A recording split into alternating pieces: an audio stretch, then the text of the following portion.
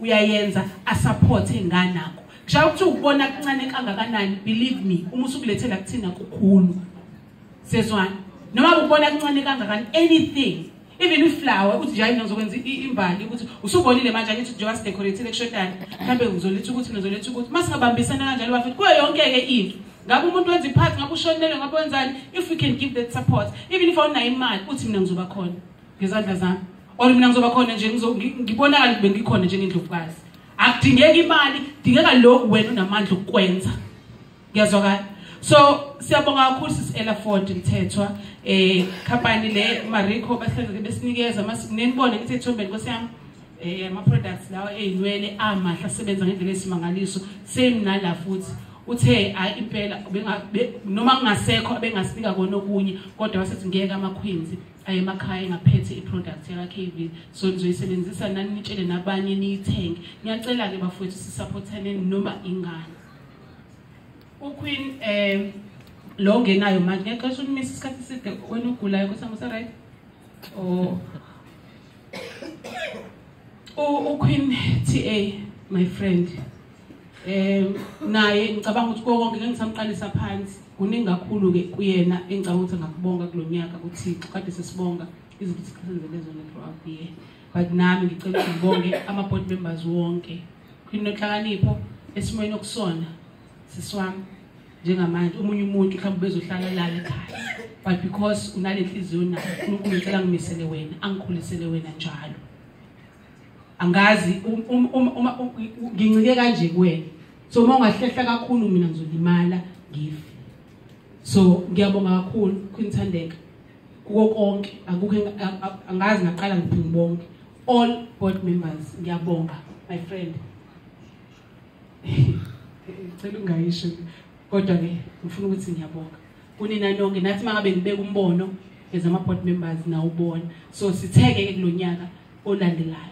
asakhuluma kakhulu siya action manje sihlanganile sakhuluma but we action khona ama dates so ngicabanga ukuthi azoba easy ngoku umuntu aplane abhekelele kuma dates so ufike ngesikhathi sithi sizoqhumisa iChampion bese siyabonga should bese ngizwe ukuthi uyeza but ngiyathanda ukuthi njengoma umfundisi njengompostoli njengodokotela mhlawumbe usibongele nje kuwo konke umuntu esifazane baningi basukumile there's so much that God has done for us all of us actually so siyafisa usibongele leyo party bese ke siqhumisa uChampion bese siyadla le ngoma we are taking over hello sis Nizwe nangu sis usazoyishaya nje sazoyiculela yona benoQueen uNhlanhlo baphuma emngcwabeni kade commitment esenginibikile kodwa anyway so basazostedela nje sijabule beyogcina ngci before we pray umhla ka17 kuDecember that guy over there has been supporting us engafunela ukuthi uyakhokhela DJ Mood ucathi mhlawumbe abantu abaningi bayamazi we old school into enezenzayo yakhokhela but thina uhleze support athi hayi noma yabo mangekho akukho futhi makhona kukhona so kwenziwa exclusive jikeleza for abantu abathanda umculo we-jazz, afro jazz, old school, you know, mature people like us. Yes. Actually, in fact all of us aphandle kwabothu ngiyacela mhla 17 ngikhohle leyo date sicela niyifake nayo 17 December exclusive jikeleza uma ungeze kuba khona akunankinga noma abiyiphi into esikhiphayo mayikhishwe isigodlo yakhishwa Indlovukazi Mapule ngiyacela nawe uyiphushele kwabanye abantu bazi and ufafakele ipressure so besilapha eWest Ridge shithi sesiyovala ngcike ke manje unyaka ngci sesingasezokhuluma ngenama speeches basilela music sishilo sathi sikhulisa ngaphakathi then ke sikhulisa laba futhi abangaziwa sifuna ukubenza bazi uyabona so exclusive jikeleza 17 into asazoyidlala manje shuthi ezinye izinto azobedlalela zona so udlale ngempela ke lapho ungadlali hawu so ngicela ukuyeza wena ke Queen sanibona njani ngiyaphila nami ngiyaxolisa ukuthi ngifike late bengiripothile ukuthi nginama commitments but ngithenge likwazi usuku uphuthe ezisivala namhlanje. It's lovely to see you queens and ngithanda ukubonga. I'm not sure whether I should bonge personally njengoba sengiyifica manje ngqondo. Ngithanda ukubonga Indlovukazi Mapule with the vision that she has. Enhlizweni yami nginalokho ukuthi I've never seen umuntu ofana naye. I know ukuthi indlela yini eziningi izinto ezenzakalayo, but kuwo konke okwenzakalile ngeke ithi mangibuka umuntu wesifazane ngibuka umuntu wesifazane uma ethi uyayenza genuinely, and if ethi uyakusupport genuinely. And ngithi mangimbuka ngithi Jesu ngiyafisa ukuthi ngifunde kulo kayibona, because ngeke uzuyibona element of hypocrisy. Whatever she says she means, and you'll never see her in a ekdima noma ngabe kuthiwa izimo bezimbiza uthathime, but she keeps on shining. So what I want to say as abantu besifazane, sometimes it's very difficult ukuthi abantu besifazane batholakale bendawonye benomqondo wodwa, because uNkulunkulu mayisakha wasakha saba more opinionated. Wathi mangabe edala uAdam wasesethi ngizomenzela umsizi. So if uNkulunkulu edala thina wasakha saba nale element le extra than Adam, wasenza saba loud, wasenza saba ne-ability to do many things ngaphezu kwa-Adam, wasenza ukuze sikwazi ukuthi sisize u-Adam.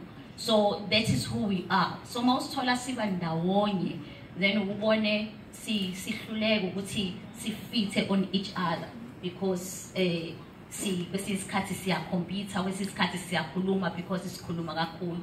But kale ngimtshela uMapule ngithi unless yena athi run with this vision, thina sometimes we may not see what she sees, but if yena eqhubeka ibona uzotestwa endleleni and izolwisa, ayikaze ngiyibona ivision engalwiswa, and kubiza ukuthi wena obizelwe yona ukholelwe kuyona noma abanye abantu bengakholelwa kule nto wena uyibonayo. And as upass ama-test la uzobona khona abantu sebeqala sebekujoyina. So for everything that we've been called for by God, njengoba sihleli la sinama-visions angafani. Sometimes I will never understand your vision, but if when you believe on your vision up until you go above the level you test, then also pasile wonke umuntu will be attracted to your vision. So nginalokho nenhlizweni yami ezingibonga uNkulunkulu, ziningi izinto engambonga ngazo uNkulunkulu empilweni yami. Have been through a lot, ngadlula ikhathini zokuchallenge, even nangami mina ngichallenge nangami, but ngiyambonga uNkulunkulu ukuthi kuzo zonke lezo ikhathi have been a time of depression ngenxa yomsebenzi engibhekene na, of which abantu besifazana abanye abakhulumi ngalezo zinto, uthola umuntu esindwa yedwa. But thanks to Mapule obehlale njalo encourage. Into engifuna ukuyisho ukuthi let's keep on shining, asiqhubekeni. Ngiyambonga uNkulunkulu ngevision anginikeze yona. Even 2017 has been a success, but into engifisa ukuthi ngi-encourage kunini ukuthi let's become one, asibambaneni. Khona lento ke ivuke uthola ukuthi mako umuntu waperforma kangcono kunawe, then mase usuyambona engazi ukuthi sofuna ukumdlula. I remember one day ukuthi uNkulunkulu wathi kumina zonke inkanyezi zinamandla okukhanya. So inkanyezi ayiboni yona ukuthi ikhanya kangakanani, kodwa enye inkanyezi ayibona. It's like sometimes you never see you ukukhanya kwakho mawubona umuntu eshine kubese ngazi ukuthi uyakudlula, but keep on shining, concentrate kwi vision yakho, and then if usenza njalo, I'm telling you uNkulunkulu ngeke azakubuze ukuthi uMapule wenzani, uzokubuza ukuthi wena wenzeni kulento akunikeze yona. I'm reminded of abantu abanikezwa ama-talent. uNkulunkulu was not interested kulo ukuthi yabona ngimnikeze lo, why interested kuloko akunikeze kona. So unikezweni, ibambe lonto oyinikezwe yona noma kuthiwa incane kangakanani, but uNkulunkulu is looking at you ukuthi uyi-enlarge leyo vision, uyenze ibe greater.